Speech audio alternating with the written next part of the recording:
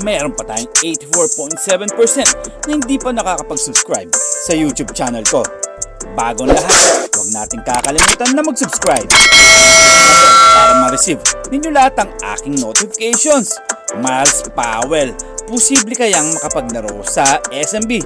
Well, ayon nga sa mga balita, meron nang bagong import ang SMB at ito nga ay napakalakas mga parkoy. Si Miles Powell nga pinangakuan nga ni Chris Ross kapag naging part of the coaching staff nga ito.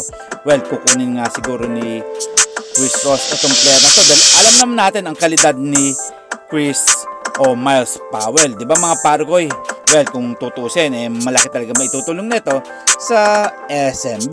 Well, hintay-hintay na lang tayo kung ano talaga ang mangyayari at kung ano gagawin ng Chris Ross once na naging part of the coaching staff nga ito. Dahil alam naman natin na si Chris Ross, anytime mga parkoy, magre-retiro na to sa SMB dahil alam na natin na medyo nagkakaroon na nga ng edad ito.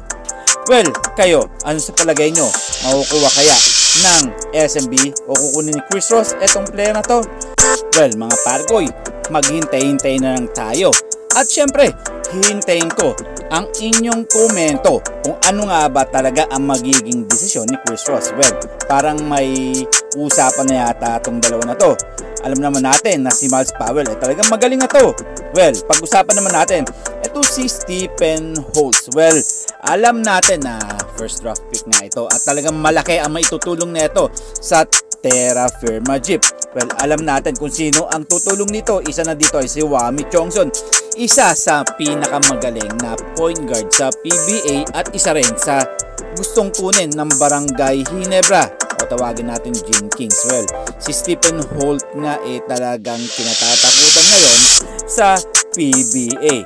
Sana nga one day makuha nga ng Barangay Ginebra to at sana nga matulungan ni Wami Chongson o madala man lang sa semifinals or sa final ang player na ito. Kung sakasakali magkampiyon sila, talagang hindi na siguro kailangan lumipat nito sa ibang koponan.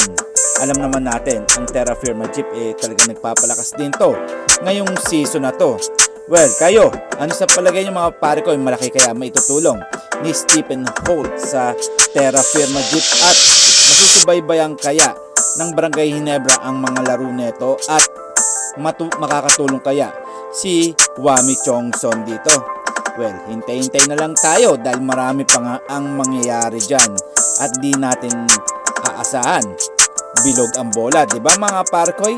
Kayo, ano ang inyong magiging komento dito? At syempre, sasagutin natin yan isa-isa.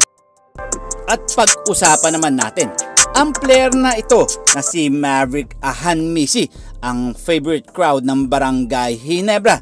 Well, may nasabi nga ito sa Gene Kings na talagang pag-uusahin niya at ipapakita niya ang pinaka-best niya ngayong season na to para mapatunayan lang kay Coach Timko na karapat-dapat nga siya na makuha ng Barangay Ginebra. And this is Ton the Boy Vlogs. I'm out. God bless you all.